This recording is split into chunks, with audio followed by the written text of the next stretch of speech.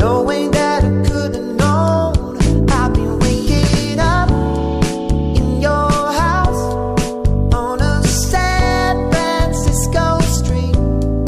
We tuned out all the nasty weather, and it's something funny, you and me. Waking up in your house on a San Francisco street. We tuned out all the nasty weather, and it's something funny, you and me.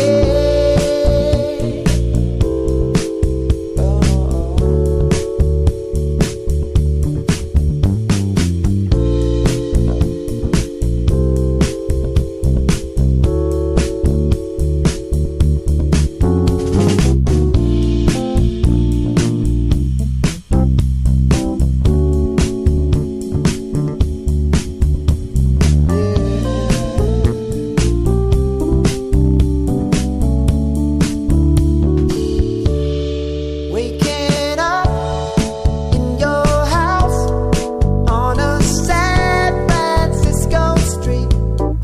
We tune out all the nasty weather, and it's something funny, you and me. Waking up in your house on a San Francisco street. We tune out all the nasty weather, and it's something funny, you and me. San Francisco street, you and me. Something funny, you and me. You and me. San Francisco street, you and me.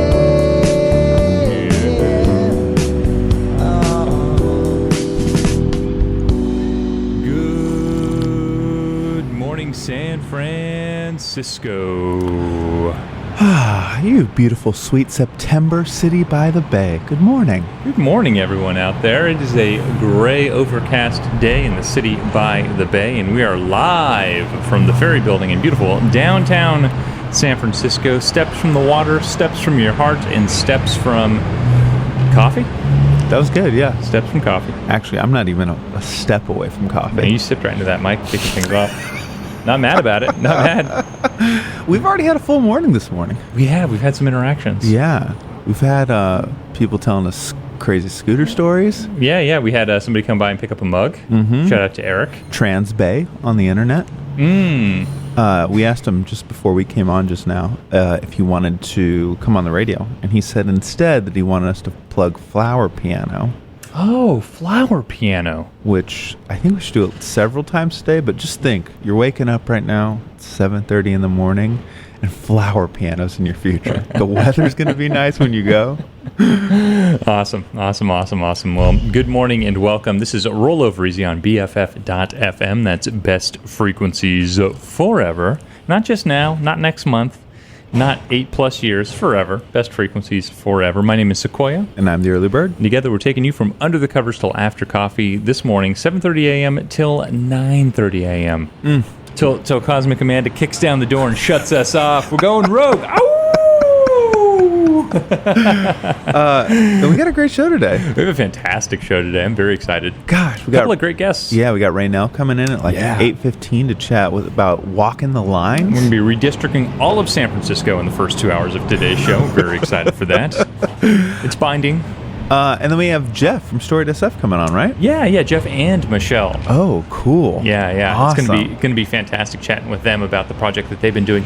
Also, like kind of cousins of ours, if you think about it. They're on the BFF.FM podcast network, so they are they're connected to us in a lot of different ways. And I've not met Jeff and Michelle before, but I'm very excited. Or maybe I have, but I don't think I have. I'm pretty sure I've not met them. I've only heard, I feel like I've met them because I've listened to Storied SF. But I'm very excited to meet them IRL and sip some coffee with them. Oh, it's going to be great. I feel like we're going to get a lot of good guest ideas. Right? It's like, wait, you're talking to interesting people around San Francisco about their impact as well. Cool.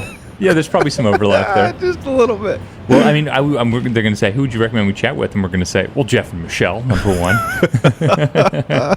Exactly. Yeah, so it's going to be a fantastic show. And we're just going to be sipping coffee down here at the Ferry Building. Swing on down if you're hanging out in San Francisco and you'd like to. Open invitation. Come down, pick up a coffee mug, a rollover easy mug if you ordered one. And otherwise, spend a little bit of time with us. Say, hey, we got some mics, two of us, and you power this community radio station.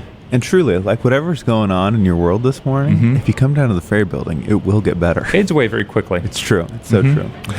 Hey, can I hit you with the weather real quick here? Yeah, please. All right. So currently in San Francisco, California, here at the Ferry Building, it is 58 degrees. Looking at a high today of 65. And as we get towards the weekend, it's kind of a lot of this. Like, it does not really change much until Monday when it gets up to 72. Tuesday is also 72, and Wednesday 70s. And just looks like a big ball of sun. Yeah. I'm into that. Like this sort of fog cover thing today, not too bad. Yesterday was pretty warm. Yeah, yesterday was nice. Yeah, yesterday was very nice. I rode my bike through JFK in the Panhandle yesterday. Beautiful. Just packed. Yeah. Packed. It was great. It was wonderful. I love nice days like that where everyone just kind of agrees, like, oh, no, I'm shutting the laptop a little early today, boss. I'm getting on outside. I got to stretch out. Like, nice days in September, it should just be a rule. Like, Mayor Breed should make it a decree that the laptop closes at 3:34. As I read recently, Mayor Breed, your legacy project is sitting right here for you. Just see it across the finish line. You are good to go. That legacy project, of course, being beautiful days, leave the office at 3. Come on.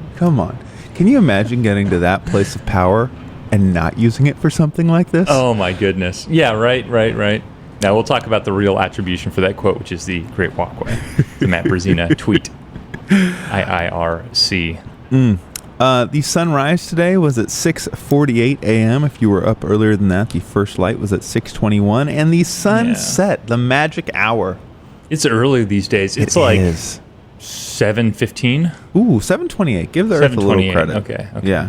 Yeah, 7:28's, you leave the office, well, if it's a nice day at 3, but at 5 o'clock, hey, boss, got to get outside. I got to go enjoy a nice apple juice in the park. Yeah, there you go. I like it. Gravenstein apple juice. Shout out to Gravenstein apple juice. It's the top of the apple juice pyramid. I will be taking no further questions at this time. Thank you. I have nothing else to say on this. Nothing else to say on the subject. Gravenstein apple juice is the best apple juice. Thank you, and good night. Do you have a song for the people as they go get their apple juices and their coffees? Yeah, can I hit you with this is like a little bit of a different song than we normally play. Really? But I was listening to it, and it's a joke that I've said on the show is that asking us to play more Green Day is asking ESPN to play more sports. Like, we're playing as much Green Day as we can. I want to listen to some Green Day this morning. Really? Okay. So, you know the words. Sing along. I hope it's not too aggressive for your Thursday morning. I think it's fine. It's basket case. Back in a flash. To listen to me whine about nothing and everything all at once. I am one of those melodramatic fools, neurotic to the bone, no doubt about it. Sometimes I give myself the creeps. Sometimes my mind plays tricks on me. It all keeps adding up. I think I'm cracking up. Am I just paranoid? Am I just up? I went to a shrink to analyze my dreams.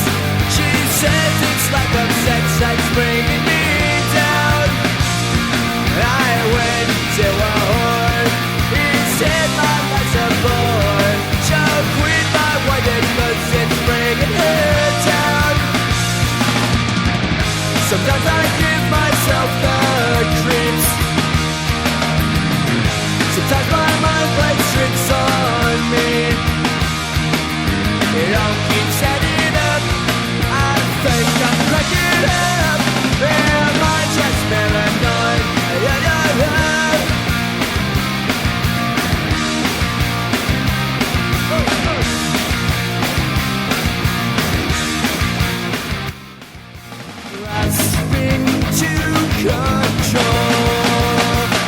better hold on.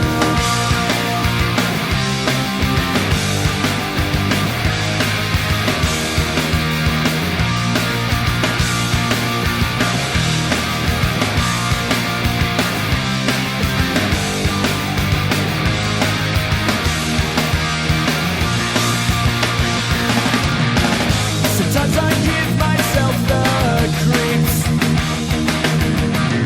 Sometimes my mind plays tricks on me. It all keeps adding up. I think I'm cracking up.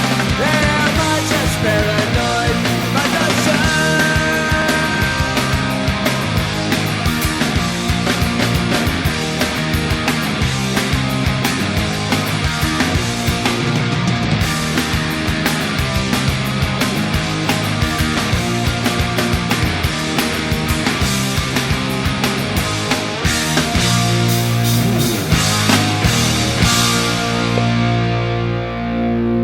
Welcome back to a Rollover Easy, where we just found the issue with why balance was more on the right than the left. Ooh, what was it? It was system settings on OS X. Gotcha. Yeah. Well, welcome back, everyone. Apologies for that. The morning was, starting a little bit more. If your morning started a little bit more on the right side of the bed than the left side of the bed, I would understand why. If you found yourself sort of, kind of like sashaying to the right a little bit more than a little bit to the left, Yeah. I could follow that as well. Yeah. Now we're back to balanced. Now we're back. Yeah, now we're back. Can we take a sip of coffee together? It's the most necessary thing I've ever heard. All right. Are you ready? I'm ready. I'm ready. Count of three. Is San Francisco ready? Let's wave this dude. Hey, good morning.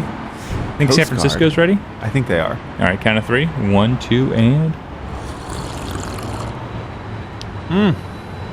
Wow. Okay. This is a little... Yeah, a little more... It's sharper. The acidity is higher on this. Yeah. It's still pretty well balanced. Good full body. Well, medium body. It's good. I like this. Yeah. Red Bay.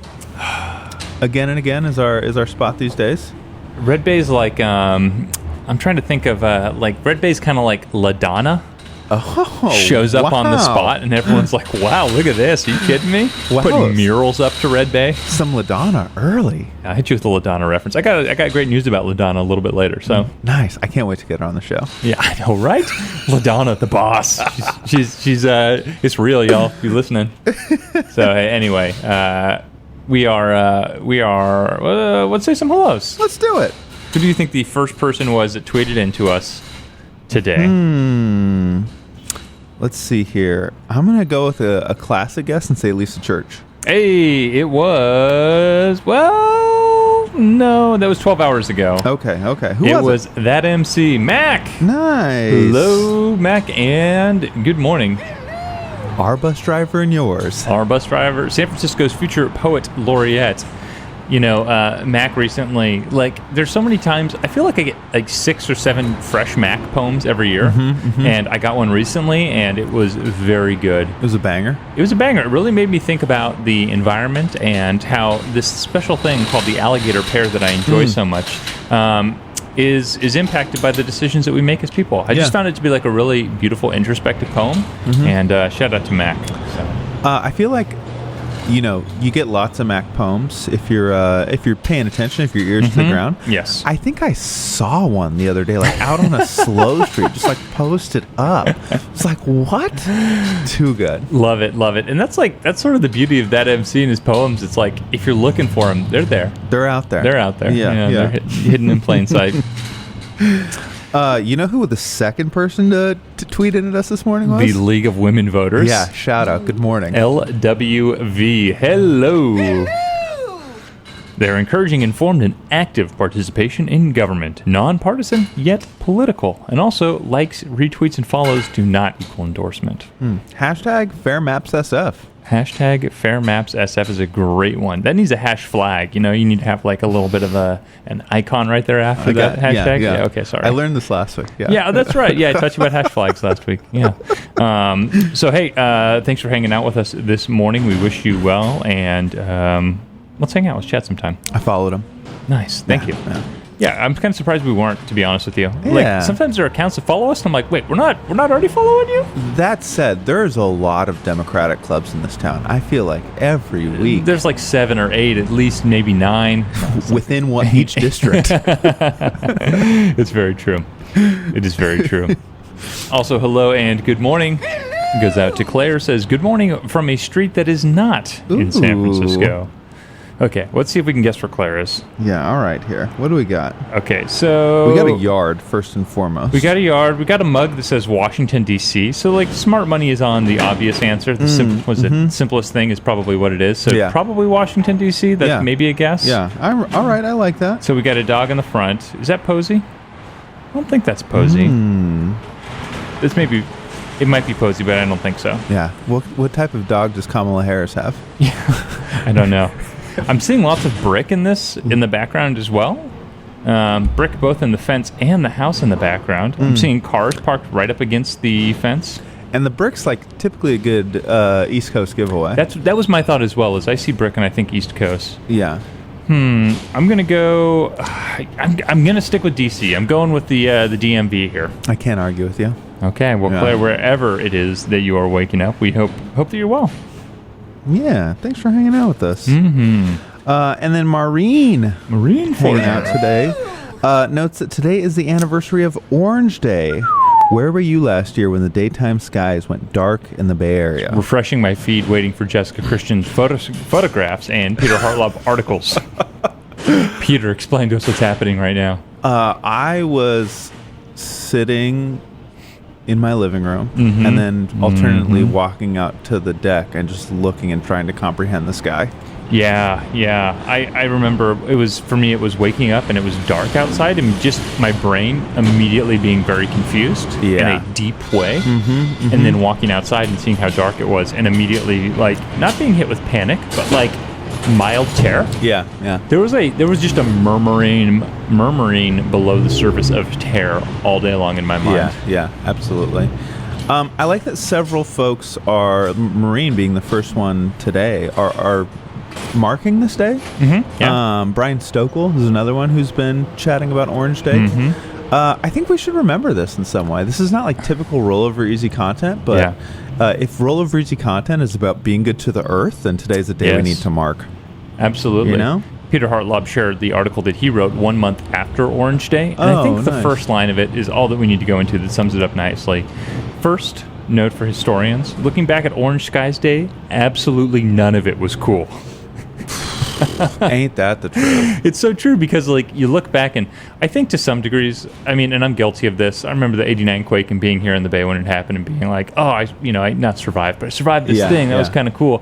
Orange Sky Day was not cool. Absolutely none of it was cool. It was terrifying. It was unsettling. It was deeply concerning. It was a lot of things. We're glad to be removed from it now. And thank you to the journalists that documented it and you and I for getting through it, our members and community for supporting us during those challenging times. That was a scary day, man. It was. And I remember also, you're right, trying to describe it to people, like, the sky is orange, and people are like, oh, yeah. And I think they're imagining, like, sunsets. And it's like, the sky is scary orange. Let me send this Jessica Christian photo to you immediately. Because my iPhone is white balancing the sky to make it not look orange, because my phone's like, no, skies aren't orange.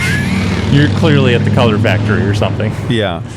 My real question today is, what have our leaders, all of them, done differently in the last 365 days? I have no idea. That is a great question. To me, that's a big question. Oh, we got a wave. Got a wave back from somebody. Nice. I think there have been opportunities for our leaders to step up and kind of put their money where their climate touting tweets are. Their climate touting tweets. But I just haven't seen much, and the opportunities are there. Yeah. Let's make it happen. Well, as someone said to me recently, don't you know we got to get to the Colma Home Depot 2 minutes faster along the Great Highway? Yeah. We couldn't possibly. Yeah. Oh, my goodness. Yeah, I mean, it's no surprise that we're big homers for human-scale infrastructure here on this show, and just to further that point, we fully endorse the People's Walkway, the Great Walkway, the the promenade for the people. The promenade for the people. Yeah. I like that we've been referring to that and JFK as promenades. There's just no better description for them. And I think it's so funny, there's a lot of great tweets on the subject, and I think we're preaching to the choir when we talk about this sort of stuff if you're tuning into the show. But one that I really enjoyed was like, Americans will go to another country and visit and be like, this is so quaint, I wish I lived here. And then when that option comes up in their own communities, you're like, oh no, we could never. There's no way. It's like, well, you could. You could. It's actually your decision if you want to live in that sort of environment. We're getting there. We are. And people like Maureen posting about today, making sure we remember it, I think is a big part of that process. Absolutely agree with that. Memorize Orange Day today, y'all. Yep. Yeah. Also announced this morning, Thomas Rogers. Hey, Thomas. Also noting the anniversary of Orange Sky Day. Yeah, with his... What color is Princeton's orange? I bet it has a specific name. I bet it does, too. It's probably not just Princeton orange, but this is that Princeton University mug, class of 96. Yeah. Just, again, holding on to an old mug. Love it. Living that French press life, too. I feel like I've asked you this before, but what's your oldest mug? Oh, gosh. I have one that...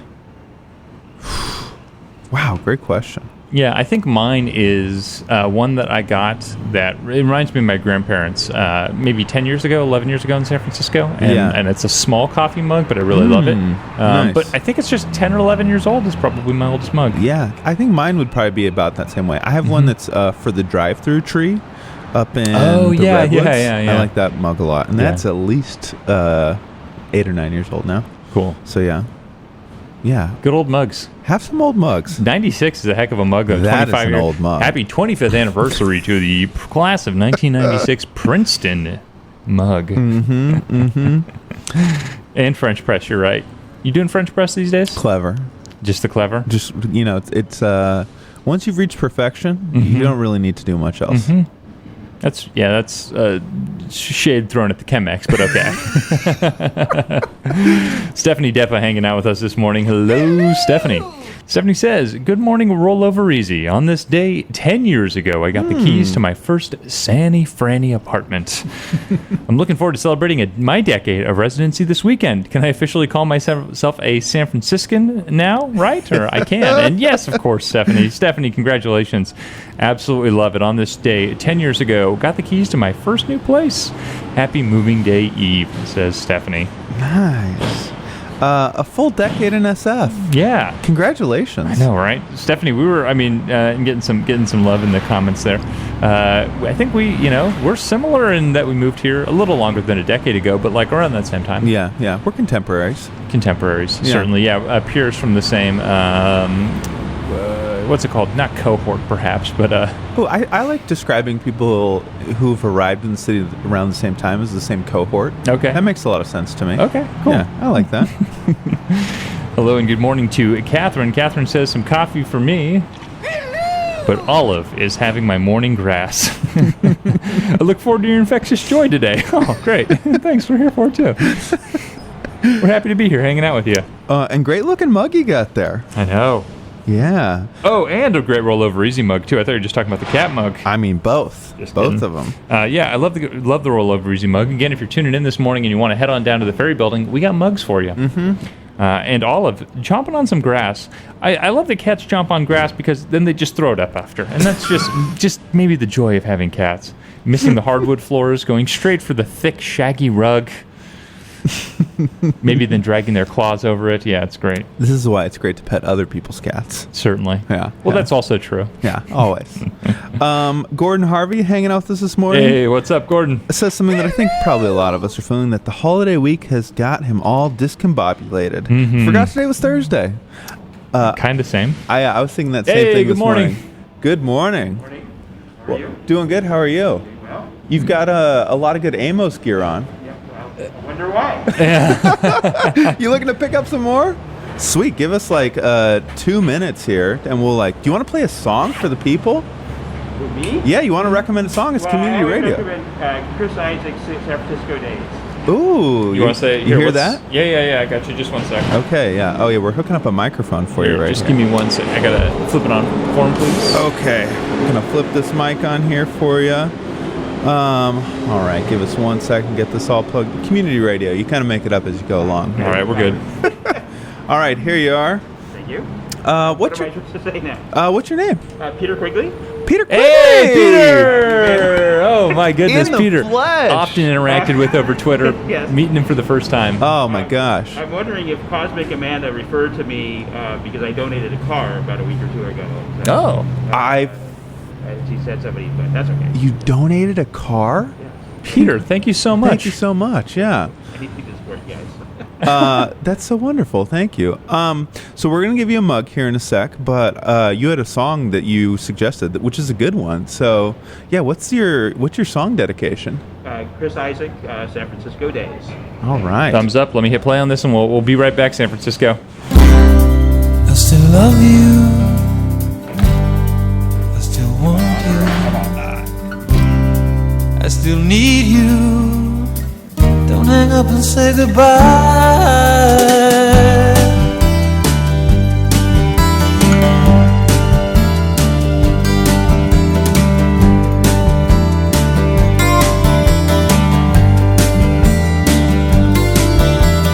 Walking on the beach last night, hoping things would be alright, but later lying on her bed, it's you I saw instead, thinking of the one I love.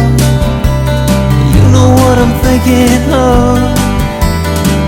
San Francisco days, San Francisco nights. I met a girl in Mexico and should have told her then I know that I still think of you. We never will be through. San Francisco days, San Francisco nights. San Francisco days, San Francisco nights. I still love you,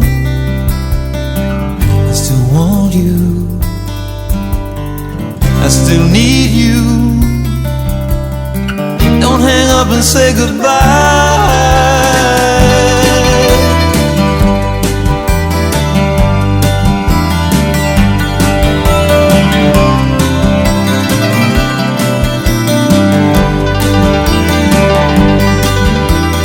Walking down on Market Street and feeling my heart skip a beat to see someone that looks like you. I guess that I'm not through dreaming of the one I love. You know what I'm dreaming of. San Francisco days, San Francisco nights. I'm headed for that Golden Gate and hoping I won't be too late to find the one that I still love. It's you I'm dreaming of. San Francisco nights. San Francisco days, San Francisco nights. San Francisco days, San Francisco nights. San Francisco, San Francisco, San Francisco nights. San Francisco, San Francisco. Yes. A little bit of IRL. We got Peter Quigley here in real life, y'all. Oh, my gosh. Somebody that we've interacted with a bunch over email. Bell break also going on right now? Bell break. That one's not on. This one doesn't pick up as well as this one does. It's tough with all the cars. Go away, cars. Peter Quigley gave us a great parting tip. What was that? He said that Leslie Sbrocco has a new show starting tonight called You Gotta Try This. What? Good morning. Oh, a little hand. See if they turn around. Leslie Sbrocco. Nothing but respect for my governor, Leslie Sbrocco. I love Leslie Sbrocco. She's great. If you're not watching Check Please Bay Area, you're missing out. Woman Master Sommelier Leslie Sbrocco. Yeah. Was Leslie your write-in for the choice number 2? I did. I said, hey, if it's not Gavin, it's Leslie Sbrocco. Team Leslie. No, for real, though, I do like Leslie. I think she's great, and I'm excited. You got to try this? That's the name of the show? Yeah, cool. You got to try this. Cool. Look forward to that, throwing that in the PBS rotation, hitting the star button so that shows up on my Apple TV. Nice. Yeah, if you're not also like, I get many of my restaurant recommendations and sort of spots that I go check out through, hey, good morning, through Leslie's other show, Check Please Bay Area. It's just fantastic for discovering new food. I think there was a SF Gate article this week talking about like the Check Please effect. Where like I would believe that. Restaurants are like, oh yeah, this was a game changer for us. I totally would imagine that. And yeah, like one of the ones they mentioned is Merci out on Treasure Island. Oh. How could you not be like watching Leslie Sbrocco? Yeah. There's a winery on Treasure Island where I can go spend. Of course I did it for that place. And like, it's just the audience, it's the market, it's the people. It's like if you're watching it, you live in the Bay Area, and if you're watching it, you love learning about food, you love learning about restaurants, you love looking at, you love having the hand cut the tortellini. We got to get her on the show too. Yeah, I think I've emailed her years past. I should just email her again. Also, if you know Leslie, let us know. I am second degree connected to her, but third degree, but the second degree it's not happening. Okay, all not right. getting that connection through. All right. So if you know Leslie, let us know. Holler at us. Oh, goodness. Also, holler at Paul Valdez. Hello and good morning, Paul. Hello! Paul says, good fine morning. Good fine morning. From the man that brought you toast. From a man that brought you the toast instead of the cheers. Good fine morning. Yeah. Just feeling mighty grapeful on this gray morning. Well, every day, really. Good shot of some grapes. Grapes and some coffee in the background. Grapes are so good for breakfast. Grapes are good anytime, really. Yeah, there's never a bad time for grapes. Shout out to grapes. Just grown from the earth like it's no one's business. You're giving a lot of fruit shout outs this morning. I'll give you another one right now. Hit me. Shout out to the mighty orange. Okay. Orange. You know what's great about the orange? It's got a Talk little to me. protective seal around the outside of it. You don't need to wrap that thing up. You just throw it in your bag, bruise it around. It's fine. Pretty great. Yeah. Absolutely love it. Yeah. 100%. I'm into it. So shout out to Grapes this morning. Grapes, official sponsor of Rollover Easy. Try one, you've got to try a second. Lisa Mond hanging out with us Hey, as well. hello, Lisa. Says, starting the new year in a new Be Hutch hat. Ooh. Requesting Rollover Easy do 3 hours instead of 2. We need more BFF community at the Ferry Building perspective during these tough times. Tribute in Light is illuminating NYC this September 11th. Oh, and sends in a great photo of B. Hutch wearing a B. Hutch hat with a FDNY September 11th shirt. Coming up on 20 years. This Tomorrow. Say the 10th? Saturday. 2 days from now. Yeah, today's the 9th. Yeah. It's coming up on Saturday. 20th anniversary. Another where were you moment in American history. Yeah. Lisa, thanks for tuning in this morning. Thanks for hanging out with us. And 3 hours, that's a lot. That's a lot of radio. We could try. Yeah. But there's other great shows happening. That's true. I don't know. I'll agree with that. There are fantastic shows happening really nonstop all day here on BFF.FM with maybe 80 DJs. The BFF Slack is lit these days, by the way. It took like a few years to kind of get it rolling, and now that we got like so many people in there, it's just, there's conversations all day long. It's great. Yeah, it's happening. So there are so many fantastic programs on the show. DJs coming, going, and the BFF.FM podcast network as well. And Storied San Francisco, hello! We'll be chatting with them here soon. They say it's a busy, busy day.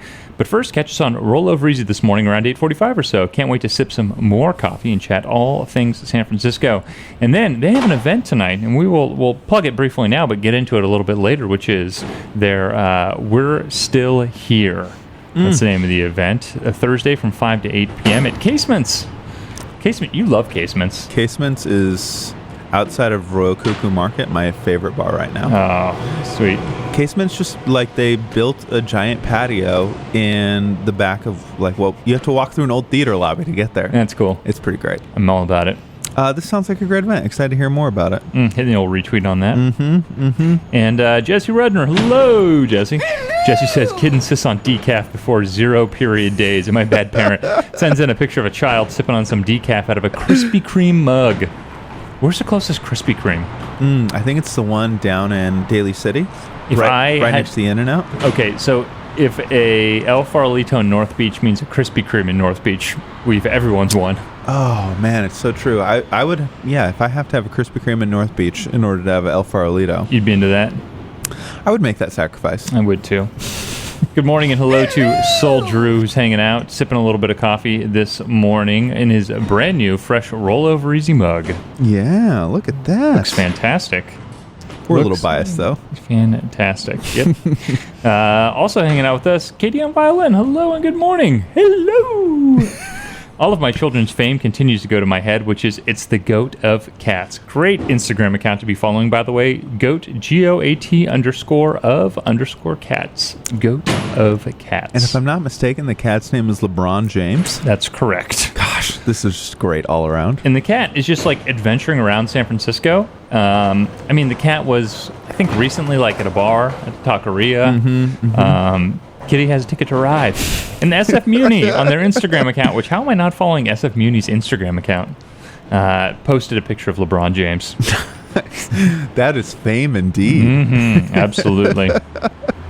And Alex needs bike storage on Twitter right now. Says walking distance to the Monterey Bay Aquarium, Hopkins Marine Station has an amazing library which is open to the public. The views are stellar. The whales say more greenways and less roadways. The whales definitely say more greenways and less roadways. The whales are screaming at us, more greenways and less roadways, please. Man, Hopkins Marine Station. You know, I've been to the Monterey Bay Aquarium. It's there's few destinations, just a couple hours outside of SF that are going to be as satisfying and nourishing for the souls of Monterey Bay Aquarium. And now I have something else to check out next time I'm down there. Yeah. I got to check it out too, because you're right. Monterey Bay Aquarium. It's like kind of someone playing a little saxophone. Yeah, I went and talked to him last week. I gave him a tip and I said, "Thanks for entertaining San Francisco for 2 hours." Heck yeah. Here's a little saxophone in the background. Monterey Bay Aquarium is one of my favorite spots in Northern California. That's an establishment to go visit. I just think it's beautiful and outstanding, and you just love it. You just love to see it. If you've not been there before, turn it into a day trip. Go get a spot down there for the night. Cruise on down. Enjoy. You gotta. It's gorgeous. Absolutely gorgeous. Still got to do the birthday party where they let you stay overnight. I know. Doesn't that sound like so much fun? Too much fun. Yeah, I like it too. Burrito Justice tweets us in, "Hey, good morning, Burrito. AG Pharmacy, which is the Army Guerrero Pharmacy, which I think makes sense to me. AG? And big if true. Big if true." I couldn't agree more. Couldn't agree more. I had always wondered what that AG Pharmacy stood for, and this makes perfect sense. It really does, right? Because Army instead of Cesar Chavez. And Guerrero's been Guerrero.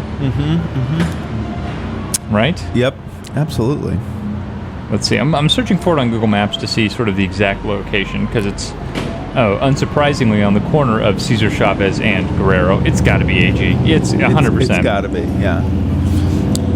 Also, Michael says, "Save the Great Walkway." I like that people are using their Twitter, handles to say things now. Good morning. And that's just really great. Do we have somebody else here to pick up a mug this morning? I think this is our first guest of the day. Renell, yeah. Awesome. All right. Give us like 2 minutes. We'll hop into a song.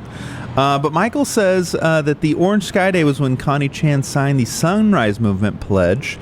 And, well, maybe she should be doing more on the subject. And I think that goes for all of our elected leaders at this point. Absolutely agree with that. You got to have taken the last year and said, let's get after it. Absolutely. 100% agree. You want to know one thing that's encouraging, though? The kids aren't messing around. The Sunrise Movement folks were like, hey, if you're not into this, we'll find someone else. Kids aren't playing these days. I like that. I like that they're out there. They're after it.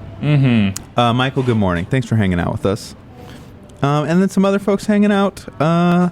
Lots of folks. This is great. I think we've caught up on the tweet notifications. Mostly. We've never caught up on the actual tweet. There's so many. Apologies to everyone I stole emails to this week. So many.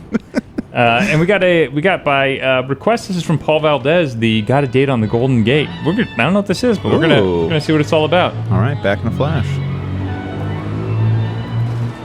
Right after this VRBO ad. Let's skip this as soon as we can. Do you realize that better than 1 million people cross the New York City bridges every day?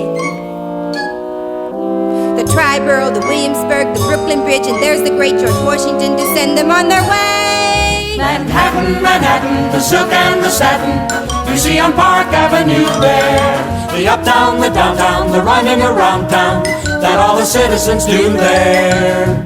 There is no denying it's exciting, but I know a town that's more inviting.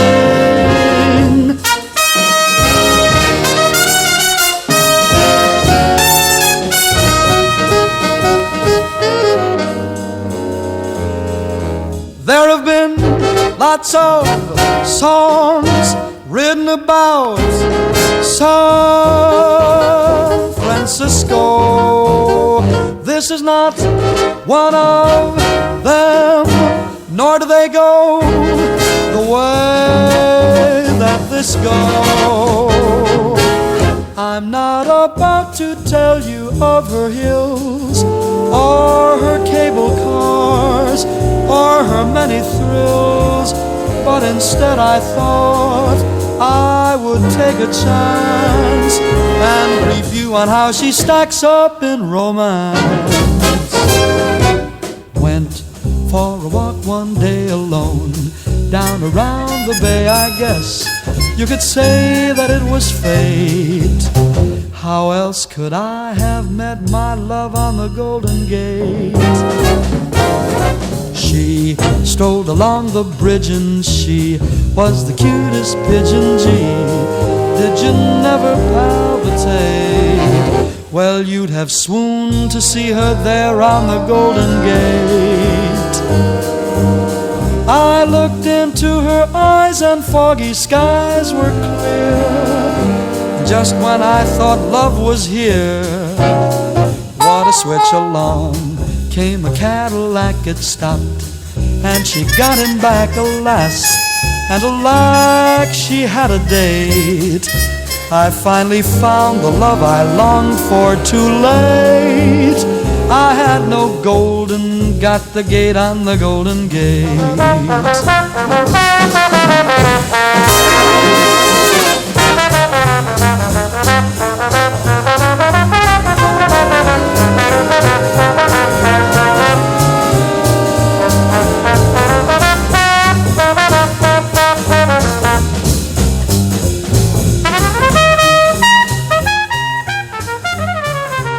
Very nice right here. Get behind this for a little while. Little Paul Valdez joint here, coming to you live on a Thursday morning. That is California Sweet. I like it. Oops. Yeah, great recommendation, Paul. Yeah. Press some buttons, make sure everything's lined up here. Give me a test on that mic. Hello. Hello. Okay, I got you. All right. We're all here together. We made it. We did it. Hey, before we go any further, can we all take a sip of coffee together? Let's do it. Sure. All right. Count of three? Yeah. All right, San Francisco. Get your mugs ready. 1, 2, and...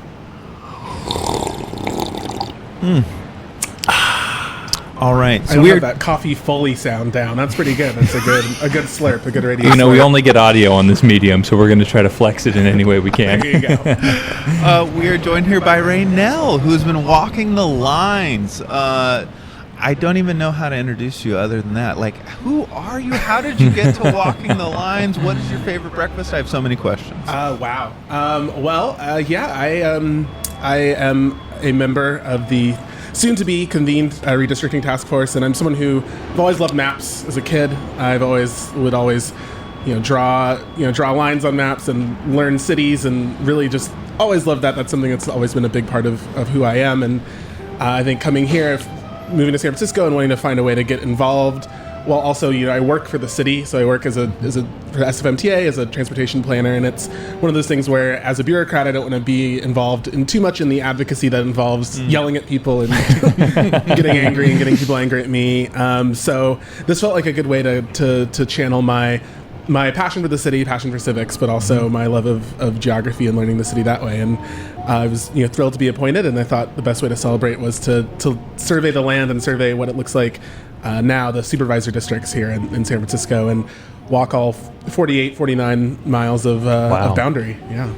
Very, very cool. Also kind of surprised, 48 or 49 miles of boundary. Yeah, it's funny because it lines up pretty well with the whole 7x7 thing, just kind of yeah, totally. serendipitously too, because it is a lot of squiggles here and there, and it's weird. But. And as I understand, this redistricting is to have the maximum or an equitable number of taquerias and bars in every neighborhood. Is that the current? That's how it works, right? That's the ideal, and I think that's how we have to do it. I wish that would involve moving some taquerias around and getting that all spread out. Could be part of the process. Could be. I'll take a look into it. But yeah, we're trying to get to the process is really interesting because we have the legal framework is actually pretty tight, pretty small, like, and not too much that we like have to do. It really just is. Everything has to be within 1% to 5% of the mean, so we can't have districts too small or too large. One person, one vote, things like that. And we, can't. You can't, if there's a chance to make a majority-minority district, we have to do that. But beyond that, there is a lot of leeway, and it is up to the community to let the task force know where they see their communities of interest and where not to divide and who to bring together. And it's going to be an interesting process. We have to do it all by April, so it'll be intensive, I'm sure. By April. So have you officially started yet? No. I officially, it looks like the board clerk was just reaching out to us. Looks like next week is when we'll get going officially. So, and we're still waiting on like the official census data to be received. All of that got delayed this year, and there's a lot of work we could do without the census data, and I'm glad we'll be able to get started on that. Just the general work of convening the board, but also kind of setting goals and getting ready to set meetings, because we're going to have a lot of community meetings with all sorts of different neighborhoods between now and April, so it's good to get the ball rolling. Yeah, and the process is such that you're soliciting input while also providing your expertise and guidance. How do you blend those two together to come up with the best solution for San Francisco? Yeah, that is a hard thing to do, and something that working in transportation planning I have to do every day. Yeah. It is hard because you go to school, you do all this work, and you're like, okay, I'm the expert now. But then you realize that no, it's the community has their own perspectives and their own opinions, and I think a lot of it is just going to have to be listening to communities, but then also kind of understanding who you're not hearing from and trying to fold that in as well, and knowing that. Even a process like this, even as robust as we can make it, you're always going to have folks and communities that are left out of that, and you have to kind of be cognizant of that.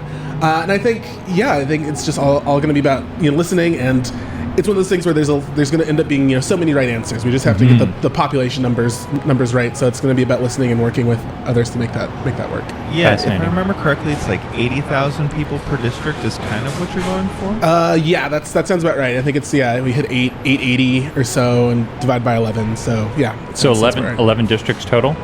Is there an opportunity to bring in a 12th? Is it just you're just redrawing the ones that exist, correct? Yes. Yeah, I think that would be a separate charter process. And I have no idea how government works. I'll show you my hand right now. Number does not sound good. I think even number probably not ideal. I think there's other cities do it different ways, and San Francisco has gone back and forth on it. San Francisco had district elections in the 70s and then switched back to at-large, and then in the late 90s switched back to district elections. So gone back and forth, and some cities, Washington, D.C., where I used to live, does a hybrid system where they have 8 ward-based, district-based members and 4 at-large members and a board president. Fascinating. So, Your House and your Senate. A little bit, yeah. Well, it is interesting. I think the districts, for most San Franciscans, their supervisors, their first way into government. If they have any issue, if they have any complaints, I'm always surprised how many things I get emailed. They email the supervisor, and then they email someone at the MTA, and then it comes to me. You'd be like, we're here. We have a website. Easy to find, but everyone knows their supervisor and connects to their supervisor. So I think having the districts is really great for that, for those supervisors to be able to build relationships with community members, with community groups. So I'm a big fan of districts. I think that is great. I think having that large on top of that works really well in DC.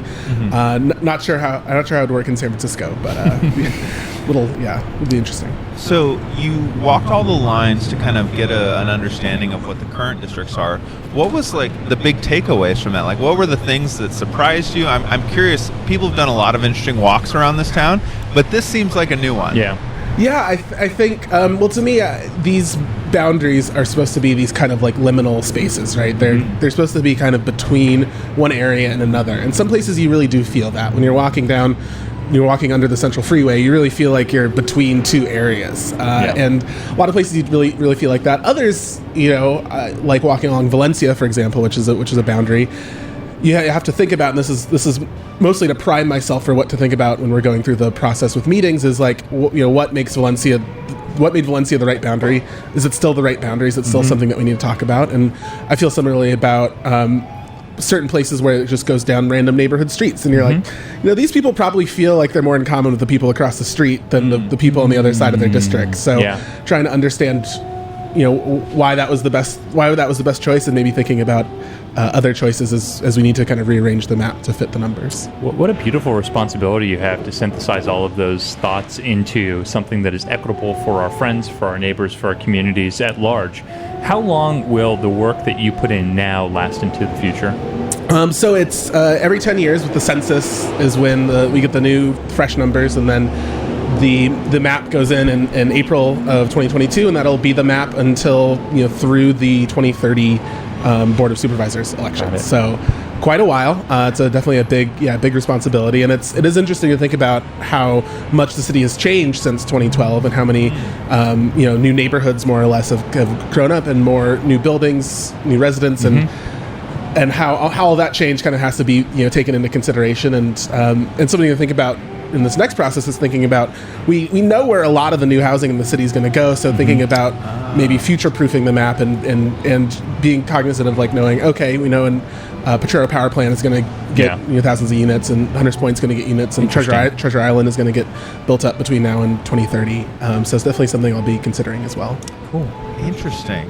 You're balancing so many different factors. Yeah. It is an exciting process, I think, in that way, because it is there is a lot of different factors, and it's also there's no right answer. There's no we can't flip to the back of the book and be like, oh nope, should have done that.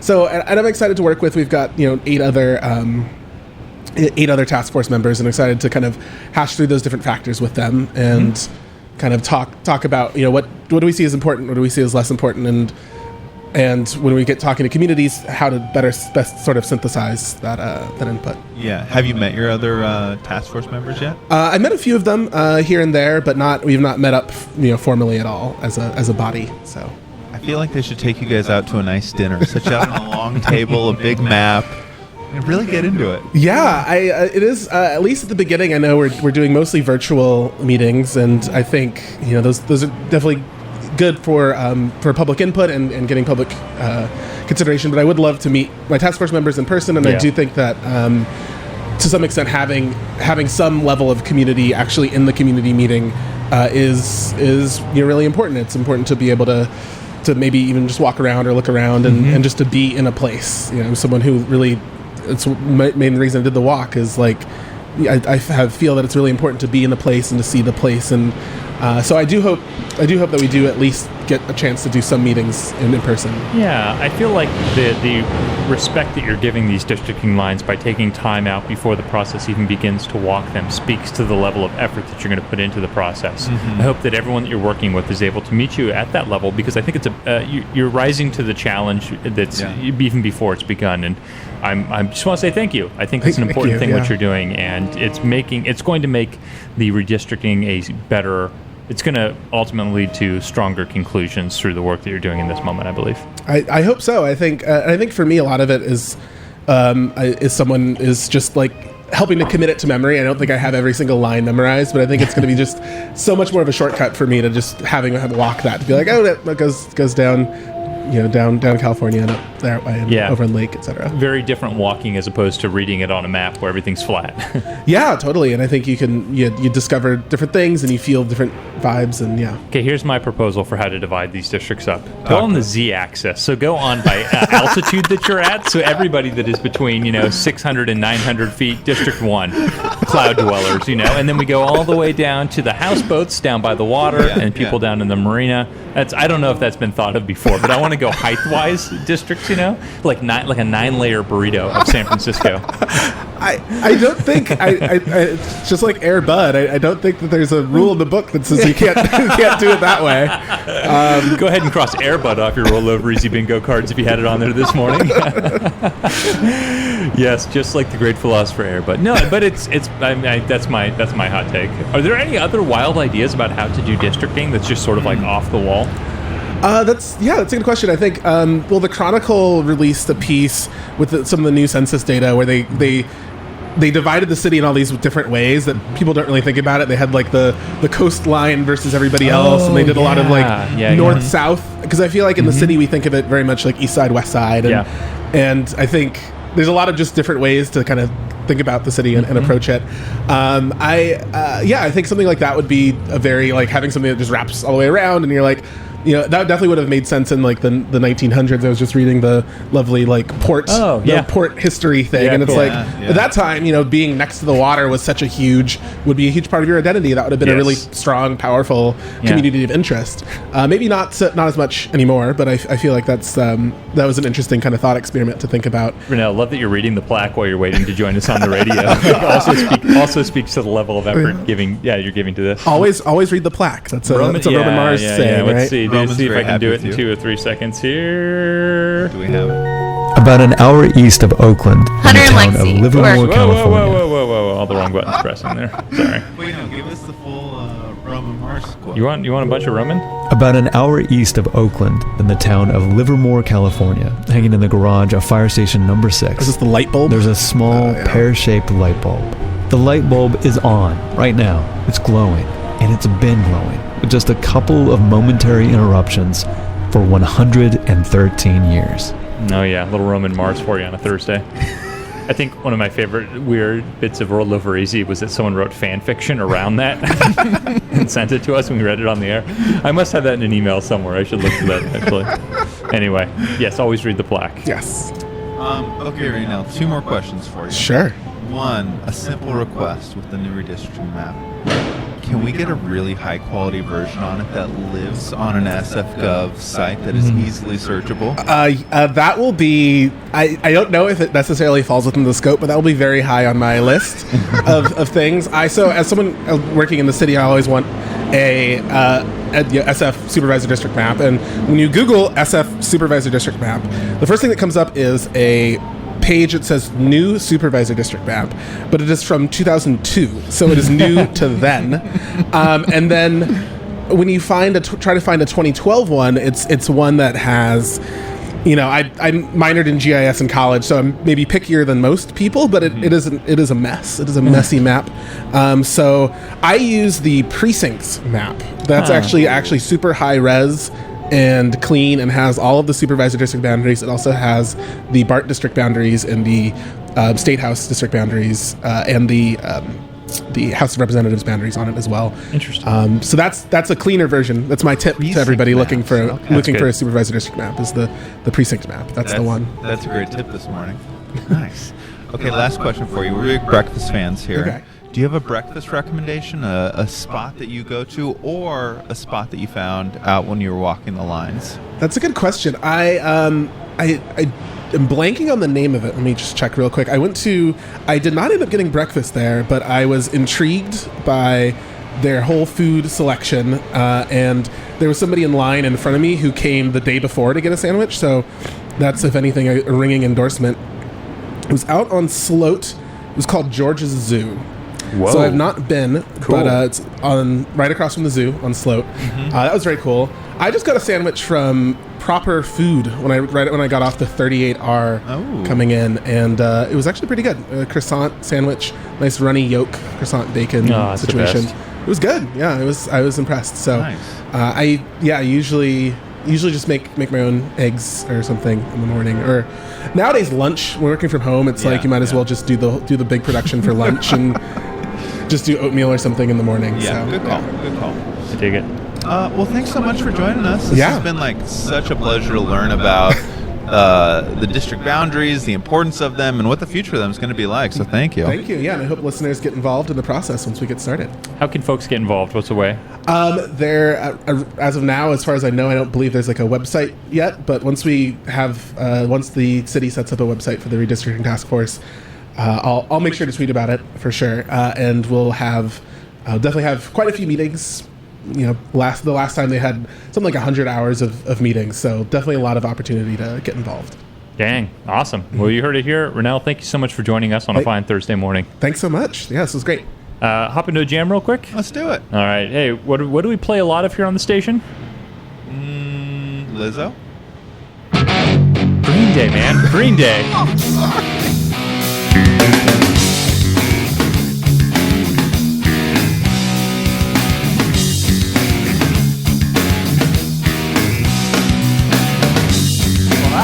You crying loud all the way across town. You've been searching for that someone, and it's me out on the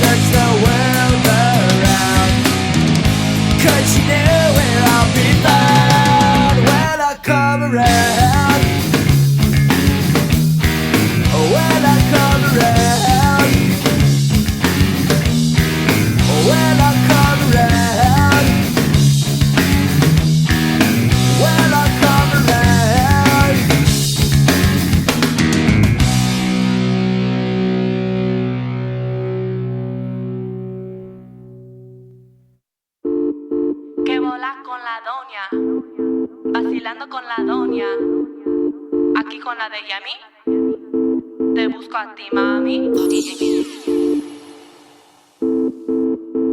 Se pega así, se pega así.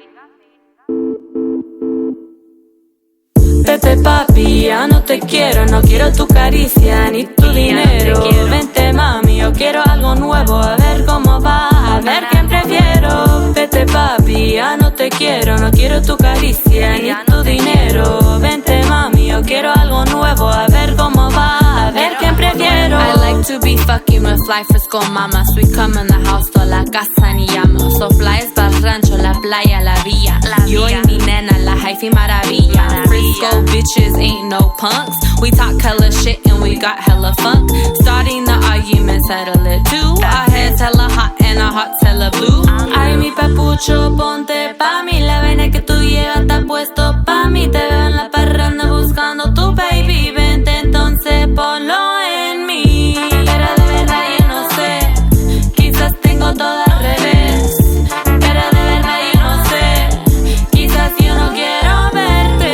Vete papi, ya no te quiero, no quiero tu caricia ni tu dinero. Vente mami, yo quiero algo nuevo, a ver cómo va, a ver quién prefiero. Vete papi, ya no te quiero, no quiero tu caricia ni tu dinero. Vente mami, yo quiero algo nuevo, a ver cómo va, a ver quién prefiero. Vete papi, ya no te quiero, no quiero tu caricia ni tu dinero. Vente mami, yo quiero algo nuevo, a ver cómo va, a ver quién prefiero. Vete papi, ya no te quiero, no quiero tu caricia ni tu dinero. Vente mami, yo quiero algo nuevo, a ver cómo va, a ver quién prefiero. Ya no te quiero. Papi, de verdad yo no te quiero herir, pero yo tú sabes, boca cerrada no come. Doña te quiero.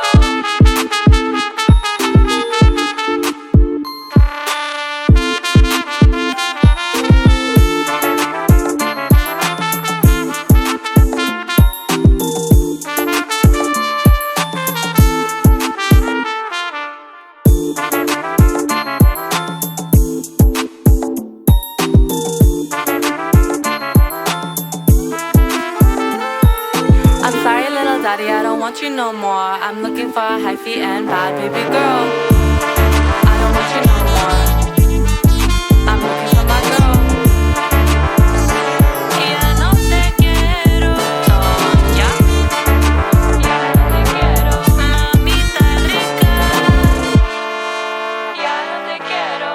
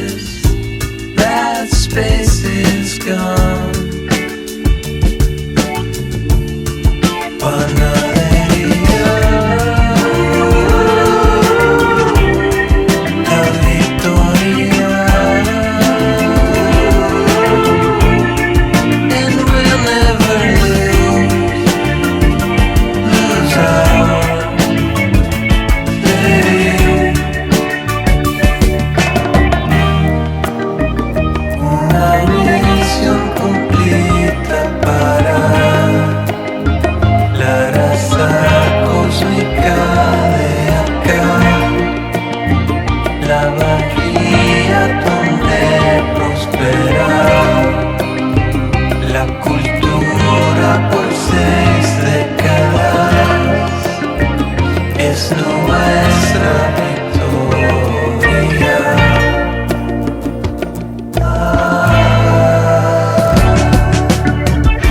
Nice little song break there while we grab some coffee from Red Bay. You heard there just a moment ago Marinero, and before that I played some LaDonna. It's a good lineup right there. LaDonna was the artist, in case you're curious, was the woman that talked about being hyphy a bunch of times. And has a sick mural on 26th and Mission right now. Yeah, so the LaDonna mural on 26th and Mission was profiled in Mission Local this last week. And they talked about how LaDonna is like a few things that are just very cool about her. Grew up in the Mission, been making music for a long time, and has brought her family into the fold. Yeah. So like her dad tours with her and plays trumpet. And she's just like, yeah, this is my band. And like her friends are in her music videos. Yeah. She's great. If you've not listened to LaDonna yet, definitely check her out. She's fantastic. Very, very entertaining. And is just continuing to rise in the world of pop music right now. Who will bring Fono del Sol back with LaDonna and Marinero? A nation turns to Chad Salty. Yeah, good question. I don't know. That was really great having Raynell on. Yeah. I love that. You know, the thing that I love is when people that are in sort of government roles really go above and beyond, or just do a really good job of really putting an emphasis on their job. Yeah. You know, not phoning it in, and like walking the lines before you are set with redistricting is a great example of going above and beyond. Kudos right now. Yeah, we're blessed to have folks like Raynell in City Gov making this a better place. Absolutely. And good morning to Iso this morning, who's digging the jams. Yeah. Us too. I mean, it's Green Day and LaDonna. What else can we do for you, San Francisco? I'm sorry about missing the Green Day plug earlier. It's okay. Yeah. I mean, we just play as much Green Day as the FCC allows us to, which is as often as we can. Hey, what's some news that came across your plate that was interesting this week? Okay, here's some news for you. You ready for this? Steph and Aisha Curry. Oh, I know them. Doing more good things in the community. So much good things in the community that they had to get an entire bus to take to these communities. Love it. This is their Eat, Learn, Play bus. Yeah. That helps kids eat, learn, and play. Taking this bus around, it's a decorated bus with space for 35 people up top, and sort of like opens up. It's got a video screen on the side, opens up kind of like a food truck. Yeah. And the purpose of it is to they drive it to food deserts in Oakland and talk about nutrition. They bring it to children, schools, and talk about the importance of education and play as well. It's just, these two are just a gem. They're a treat for the Bay Area. We truly don't deserve Steph and Aisha. We don't deserve them as individuals, and together as a couple, what have we done? They're just fantastic. Do you think they get together with Hunter Pence and Lexi? I really hope so. And they gave us such great quotes like, car-free JFK oh, drive. I missed it. Here it is. Hunter and Lexi for a car-free JFK drive. Yeah, there we are. You love to see it. It's this guy again talking to us about scooters. I like that people are here for some early morning scooter content. I know. Somebody came up to us this morning and was like, "You concerned about these scooters blowing up?" And we're like, "Not until you mentioned it." There's a lot of things I'm concerned about in this world. That wasn't even on the radar. Not even close. Also, a bit of news that came by my palette this week that I just loved was the plant sale at the San Francisco Botanical Garden. The plant sales are going to be moving forward here on a regular basis as our guests are just walking up. And upcoming plant sales from Arbor Day, well, now until kind of forever, until October 10th at least. You can head on over to the botanical garden, and pick up plants, whether you want fragrant plants, pollinator plants, containers and hanging plants, native plants, or dry gardening plants. Nice. So just love this. I love the idea that they're making it accessible for people to get more plants in their apartments. And this is also coinciding with what Eric was mentioning to us earlier. Flower piano. Yeah. Like you can go hear some piano in the botanical garden and walk away with some plants. How did we get so lucky? September 17th to 21st at the Botanical Garden. There's going to be 12 pianos open daily 10 to 6. Nice. I've been to these before. It's better than advertised somehow. Yeah. It's very, very cool. Can I hit you with one last plant thing in Golden Gate Park? You can from now until forever. You can give me plant-related news in Golden Gate Park. So this is one that someone mentioned to me the other day, and I went down and checked it out yesterday, and came away thoroughly impressed. Do you know what San Francisco's city flower is? I don't. It's the dahlia. Oh, I did not know that. There's a dahlia garden right outside of the Conservatory of Flowers, and the dahlias are in full bloom. Ooh. It is incredible. Cool. I am not exaggerating. I just walked by at a random time yesterday, and there was at least 15 people crowded around, like pointing these out. Like, it was a showstopper. Awesome. Yeah, it was really good. Very cool. There's Roll of Rizzi for all your plant news here in the San Francisco Bay Area. Today I learned. Also, hey, good morning to Matt Brzezina hanging out with us. Says he's digging the jams today. Okay, I got one last piece of news before we have our guest come on. Yep. This is one that we probably should have talked about with Raynell. Yep. But are you hearing all this stuff about the Muni alternate visions for service? Oh, just a bit about it. Yeah. I don't, buses are one of the things I reserve the right to not have a strong opinion on. There's a lot of folks that do, and I want to let those professionals have at it. Yep. But I am excited about the fact that we are at least considering alternatives, that we are saying, how do we serve the most amount of people with the best service? Absolutely. And I hope that we have the opportunity to kind of let this process play out and really just see kind of what all the options are on the table. Plus one. Yeah, I'm excited about it. Totally agree with it. Should we have our guest come join us? Yeah, I'm going to play some more LaDonna for y'all. Let's do it. All right. Back with our guests, Kevin and Michelle, in just maybe a minute or so. So enjoy a little bit of quick LaDonna. Lelo Lai. Welcome.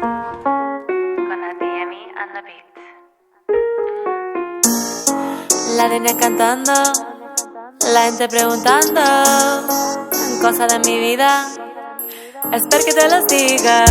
Lelo Lai, Lelo Lai, Lelo Lai, Lelo Lai, Lelo Lai, Lelo Lai, Lelo Lai, Lelo Lai, Lelo Lai, Lelo Lai, Lelo Lai, Lelo Lai, Lelo Lai, Lelo Lai, Lelo Lai. You're so sweet, just like that. You don't cause problems and you don't talk back. I'm here for a week if you wanna take me out. Show you what a real hyphy bitch about.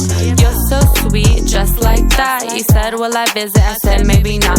Hard to leave Frisco, but maybe I'll try. See little daddy just one more time. Lelo Lai, Lelo Lai, Lelo Lai, Lelo Lai, Lelo Lai, Lelo Lai, Lelo Lai, Lelo Lai. I got a weekend off and I flew to LA. Met up a dude who was really hella great. Nice and brown and tall like me.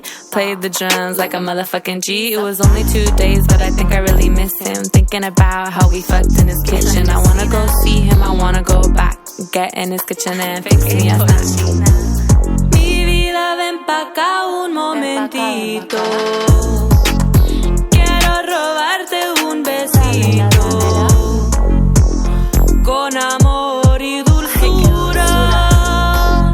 Quiere probar mi agua pura. I took a vacation and went to Puerto Rico. Allá conocí un papi super rico. Employed by FEMA to aid in reconstruction. We drank gasolina till I could barely function. Then old boy started talking about our wedding. I said, are you joking? You must be fucking kidding. I'm here for vacation, I'm here for a week, and I'm never getting married. What the fuck did you think?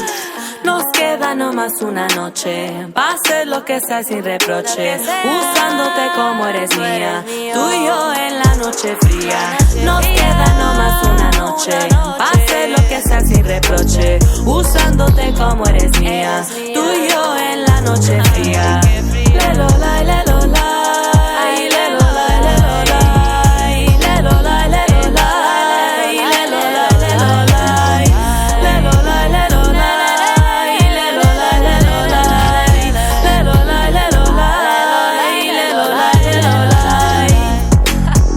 Wow, ¿te gusta esa, no? Puro chisme, güey. Hyphy play con la doña.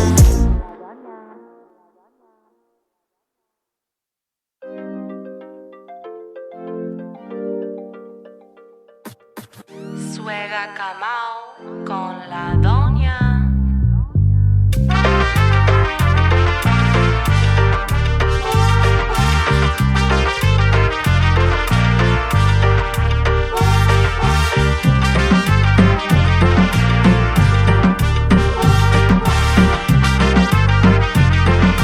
Doña Laurita se me fue, siempre pensando en ti. Te quiero sentir. Little LaDonna for you here on the Thursday morning. Someone just walked up. Luke from KidSafe SF just walked up and gave us a bunch of Save the Great Walkway posters. What's up, Luke? Good morning. Just cruising through and dropping off and then keeping on the bike and going. Thank you. All right. So what happens when you have a studio out in the open? You'll love to see it.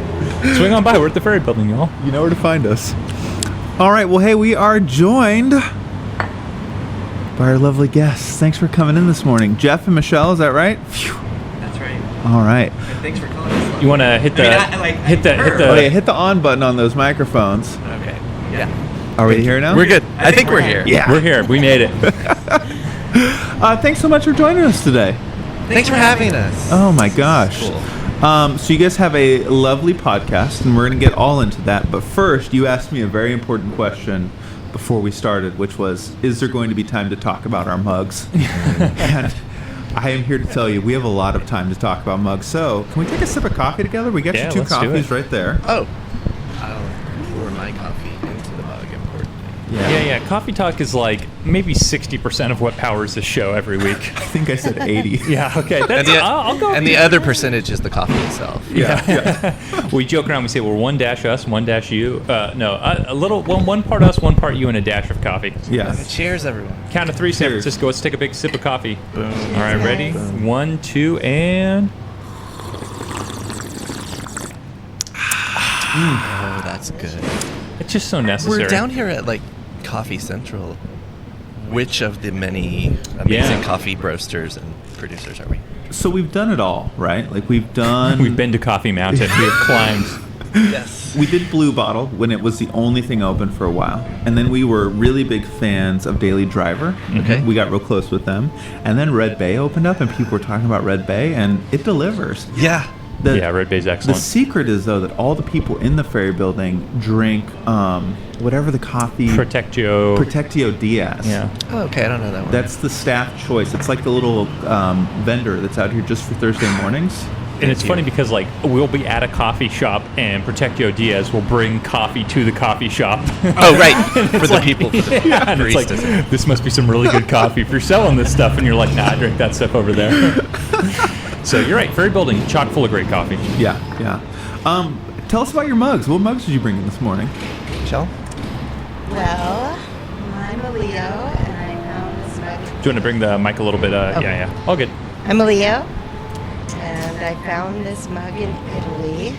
It has a lion on it. It says Leone. Cool. And I found it in a grocery store on the back shelf, and it was covered with dust. I've had it for 15 years. I love it. 15 years. Nice. We were talking about old mugs today. Somebody sent in a picture of their mug from 96, Princeton University class of 96. Ancient. And ancient. And so 15 years is a very long time to hold on to a quality mug. So kudos. It is, and it's in my house. You don't touch this mug. Yeah. I dig the shape of it a lot as well. Yeah. And the fact that it's one of a kind. It was on the back of the shelf across the ocean. Yeah. The bodega or whatever. Yeah, whatever it was in the bodega is in bodega. Italian, yeah. I think, is it 15 or 20 years that makes something antique? One or the other. Cool. Or something like that. So this is an antique mug. Yeah. Nice. I dig it. And, Jeff, what kind of mug are you rocking today? I got to give a shout out to my very dear friend and neighbor. Her name's Lindsay Repko. A few years ago for my birthday. Can you guys see that? Yeah. So it is the opening lines from Let's Go Crazy by Prince. Shall I read it? Please. Dearly beloved, we are gathered here today to get through this thing called life. And then the mug makers added XO Prince, because Prince would want to give you a hug and kiss. Prince would. It's my Prince mug, so. I like it. Great mugs this morning. Yeah. Thank you. I like that you leaned into the BYO mug in a big way. You're like, I'm bringing my favorite mugs. That's right. I saved it all week. Monday, don't drink out of that one. Tuesday, Wednesday. I'm a big fan of the after drink out of the mug, a little bit of water, swish around, and dry it right away. Reuse it right away. Yeah, big fan of that. Yeah. Keep it simple. We do that here in the studio, of course, and our mugs. I mean, it might sound weird, but we haven't cleaned these mugs in years. Yeah. Well, maybe my wife would not want me to say that on the air, but they're mostly clean. Mama Bird was not happy when she saw my mug in a picture. She was like, "You need to clean that." It's just that you drink so much coffee. It's not that you don't clean it. It's just, it's just frequently there's always coffee in it. I'd like to imagine. Exactly. Oh gosh. This isn't actually my favorite to drink from. If I can expound real quickly. Community radio, let us know. Nothing against this mug for drinking, but, I don't really have an idea of what it is about my favorite mug to drink from. Mm-hmm. It's a little softer of a ceramic. Mm-hmm. I don't know what that's, because I don't know ceramic terminology. But it's a little shorter, maybe about the same circumference, but I think it's like the amount of coffee that goes in it is perfect. Yeah. It comes in from the vessel into my mouth perfectly. Yeah. It's like, the geometry's right. And I think it's from like a few years ago, a Mill Valley Film Festival. I think my fiance got it up there. Cool. I think that's the origin. Yeah. It doesn't really matter at this point. I'm a big fan of small coffee mugs. Yeah. We got these Rollover Easy coffee mugs. Those are beautiful. Yeah. They're beautiful. But they're also big. Yep.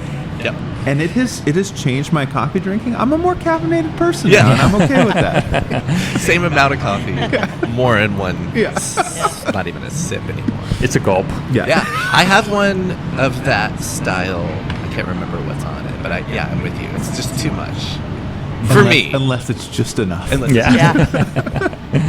Oh gosh. Well, Jeff and Michelle, we're so excited to have you on the program today. We're kind of cousins. This is sort of the way that I was thinking about. We both love chatting with folks here in San Francisco who bring something to the social fabric of the city, whether that's through the arts and culture, through music, through small business, and then we're both on Best Frequencies Forever. As you're on the podcast network, and we did the live radio thing, but there's a lot of crossover and in our shared joy for what we're doing here in community radio. I'd love for you to share with folks, what's your origin story? You sit down, you're having a drink with someone at a bar, and they go, "Story at SF." Tell me more. How did you get started? Well, that's actually, if I can start, that's kind of our origin story. So great. Back in, I thought you were going to tell it first. Yeah, and you're like, and in the bar we said. How did he know, Jeff? I guess it was 2016 that we met, and then fast forward a year or so to 2017. When I had the idea to do a podcast, and I think I already maybe had the name, and I knew what I wanted it to be, and it was around that time that I had known Michelle for about a year, but then discovered her photography, and holy moly! So first I was like jaw on the floor, which didn't have anything to do with how much I had drunk that day. Yeah. Just beautiful, and it was mostly black. It was film photography, I remember, and black and white. And do you want to talk about your photography at all?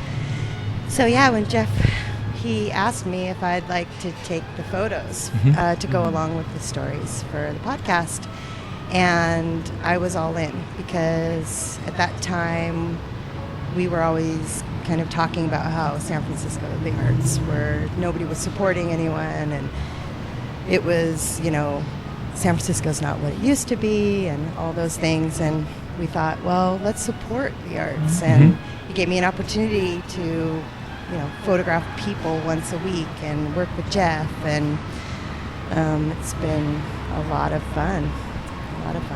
Excellent. We started with film portraits, and we moved on to digital, but once a week I get to photograph and hear someone's story. It's Michelle's cool. being humble. It wasn't just film, you were doing a lot of darkroom, then to digital, You've been involved with the arts for a long time, right? You came to San Francisco right around the end of the 1999. 1999, yeah. Yeah, and focused on the arts from that moment forward, it seems. And before. I grew up, my mom was an artist. I went to art school for graphic design and then for painting. And I moved to San Francisco right out of art school, about 6 years of art school. I just loved the city. It inspired me. I would visit a couple times a year, and I thought, why don't I move? Just walking out the door, always something beautiful. A moment everywhere you look. And so I, saved my pennies, and I moved to San Francisco, and it was back in the day when you could live in an SRO and kind of get on your feet, and it was on Van Ness, and got 3 jobs, and that was back in the day when you could do that. Just 3. Just then. 3, But I could afford my own apartment, So yeah, it kind of grew from there, and when things really started to change in San Francisco, I started taking photos, and the photos were for me and for maybe future paintings, and then the photos started to turn into the art, and I really wanted to delve into that, and I started learning how to shoot film, which combined, the things I loved about painting in the darkroom, and then the things I loved about being out in the city and experiencing with other people. And then that led to meeting Jeff and this project and other projects I do with photography. But I really, really love it. Excellent. Yeah. I like that you're hitting your love of San Francisco and the arts from two different directions, through words and through photographs. Yeah. Really nice, a beautiful pairing. And together you've captured so many great San Franciscans. Like the thing that I love about your show is it's just, there's so many people that you have such great conversation with. I'm curious, like any favorites throughout the years of folks that have you've really enjoyed? That's the question. That's plagued me since we decided to come on this show. It's so hard. It's just going to be like what's in my mind or who's in my mind right now. Because I guess we're more than 160 at this point, maybe 170 or so over 4 seasons, 4 years. So I'll go with recency, Midget. Yeah. This beautiful, glowing entity, soul. So, she came to us. I have to give a shout out to JoJo of Pinhole Coffee up in Vernal. JoJo has given us so many folks. She's kind of like our hub in that community. Yeah. She knows everyone probably by virtue. Here it is, coffee again. Yeah. We're back to coffee. Pinhole's so great. Pinhole's amazing. So she told me a couple months ago about this woman, and here was how JoJo pitched her to me. An 85-year-old lesbian, black, ex-school teacher in San Francisco who comes in the shop. And I was like, yes. Yeah. So then I went to record with her, and it was a little bit of a spiritual moment, just meeting her, and we recorded in her apartment over on just off Cortland, and just her story of growing up. We actually recorded on her 85th birthday, which I was like, thank you for doing this on your birthday. Her story of growing up in Boston. I think she was the middle child of a family of all brothers, and she knew from a pretty early age that she was gay, and this was like the 40s, and she was black, and her mom wasn't having any of it. So anyway, just the story of her perseverance. She eventually joined the Army, and her name is Mary Midget. The way she explained it is like, in the Army they call you by your last name. So that's where she became Midget, which is her preferred name. And then she really wanted to have children, so she made that happen after the Army.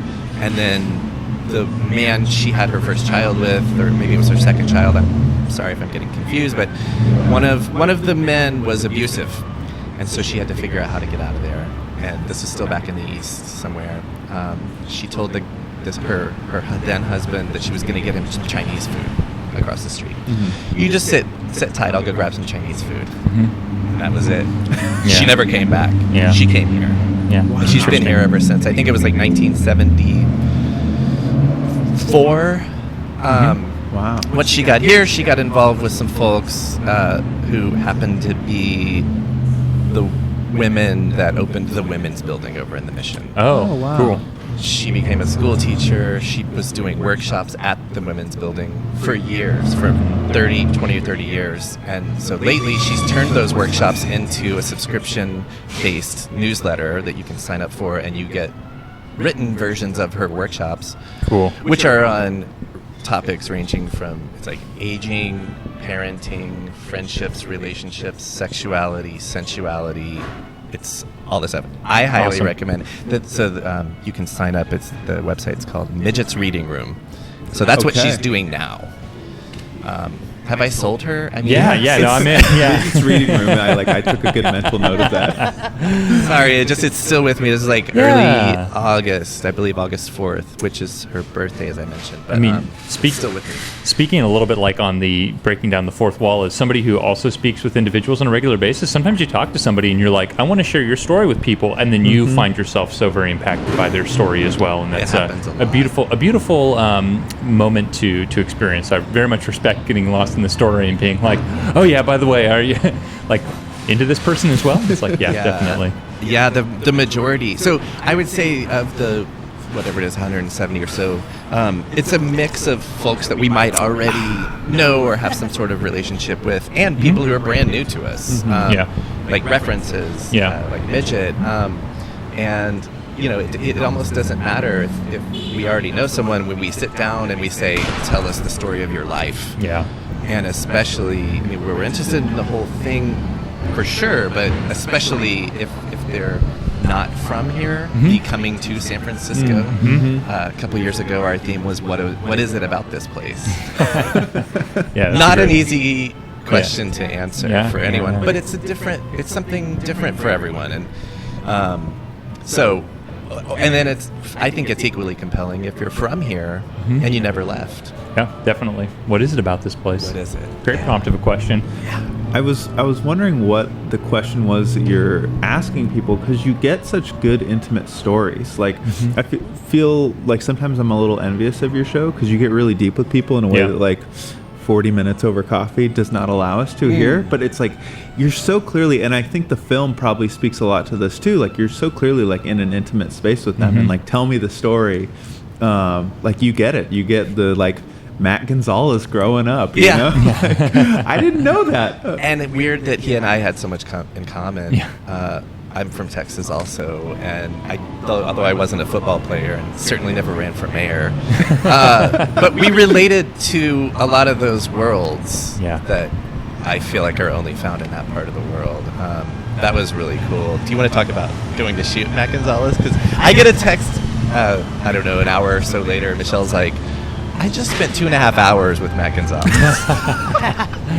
He was awesome. We was working on a collage, and he had all his art out, and the light was coming through the window perfectly, and we were talking about art, creation, and the meaning of life, and like, I gotta take your picture and get out of here. He was great. I think that's just how he is. Yeah. He's just so real warm and inviting, and just calm and open. Which I think is a good characteristic when you're defending people from, Trump-backed hysteria for murder, and they're got to be cool, calm, and collected. Yeah, like, and where does he find that? I think it's just who he is. It's just his DNA. Him and I used to be regulars at the same coffee shop. We didn't really overlap, but he would often come in with a painting under his arm and just post up at the end of the bar. This was Grumpy Guy Cafe. Oh, cool. And just be there for hours. I can see it. I'd come in the morning, I'd come in the afternoon, you'd still be in the same spot. It's like, whatever your life is, I really like it. Do any other? I have guilty conscience, and if I mention one person, I'm forgetting 169 others. Truly, everybody is, it feels special to, be introduced to their story. And every time I leave, and I feel grateful, that I made a connection, and really makes you, reflect on your own life. And well, another thing I'll say is I mentioned earlier the people we might already know versus the people we don't. Another, I guess, distinction that doesn't really matter, there's no blur between how amazing these people are, is the more well-known. The Rennells, the Peter Hartlogs of the world, who they're all wonderful people, but then equally the person, up on the hill in Bernal Heights that you've never heard of. Totally agree with that. So, and for me, kind of what you spoke to, sitting down and talking with these people, there's also a little bit of the magic of editing. So when it comes out as, 2 30-minute two-parters, that might be an hour and a half of sitting down, and there's 15 minutes of prep time. So, there's all the behind-the-scenes stuff where we're asking people, okay, do nothing more than tell us the story of your life. Yeah. And at a certain point, I really decided it was important if folks can go back a generation or two to situate their own arrival in this world. Yeah. Because I think those stories are just as important. Absolutely. If you're just tuning in with us, with Jeff and Michelle from Storied SF here on the BFF.FM podcast network, and also just storiedsf.com, I believe, as well, where you can learn all about everything from live events, which we should chat about as well, to how to buy a sweet shirt. So a great resource as well. Would love to learn a bit about, you do live events, and We're Still Here is tonight. It is. Is that correct? Can you share a bit about what that event's what's happening? I can, and it's interesting coming out of, what is it, like 20 months or whatever of what you just said. I would say like the past tense. We did live events. That was, on the one hand, we got to keep doing the podcast, which we're very grateful for. Yeah. That and my fiance and my dogs and my friends got me through the pandemic, but that was a big sort of loss for us, was that year and a half. We actually, the last event we did was Valentine's Day of 2020. Oh, wow. We had a closing show for a show that we had launched in January called Love Letters to the City. Anyway, with, I guess, the reopening this summer and navigating the dips and variants and scariness of everything, we just decided to go for it. We already know Jillian, who owns Casement's Bar, where the event is taking place tonight. She's actually been on the podcast, and she's another. She's amazing. Yeah.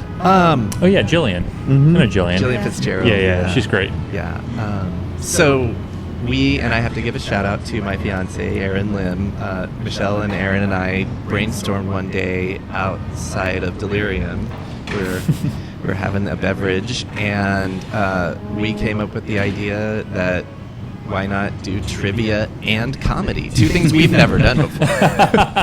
So we ended up kind of being lucky. We had, at this point, I think 4 comedians on the show this year. Yeah. Oh, wow. I think prior to that, we'd had like 1 or 2, but I think each year we have our yearly event, kind of try and think of a theme and maybe something that runs through that season. And we've had a lot of comedians. Before we've had art shows and music and poetry storytelling. But this year it's comedy, which is pretty awesome, and trivia. Yeah. Win some cool prizes. San Francisco themed trivia. Yeah, I feel like that's early bird, and I should attend one of these. I feel like we'd enjoy that sort of. Yeah, I'm here for some local trivia. It better be pretty difficult. I think we have a lot of San Francisco people. At what cafe did Matt Gonzalez drink his coffee? Yeah, with the painting under his one. We know this one. Was the painting under his left arm or his right? We got another Matt Gonzalez tweet that just came in from Velo Visionary. It says, I used to hang out at Café du Soleil, rest in peace, in Lower Pack Heights, and remember once sitting next to Matt Gonzalez as he was reading a book about data. I felt it was a true San Francisco moment. Cool. I'd like to hit you with a little bit of hard-hitting journalism here, if that's okay. This is real. Sure. Can I just plug the details of the event real fast? Oh, just real fast. I'll mention it again. Not even real fast. Yeah, take your time. Yeah. The bar opens at 4, so show up anytime after that. We're going to start trivia at 5:30. That's going to last for about an hour or an hour and a half or so, and then comedy at 7. And we've got 4 comedians. Pam Benjamin is going to be our host for both trivia and the comedy, and she's a comedian herself. And then we have Mike Evans Jr., Arthur Gauss, and Larry Dorsey Jr. So it's going to be quite a lineup. And the show's over when the last joke is told? There is no last joke in my world. I fall asleep at night trying to... No, and if you can look for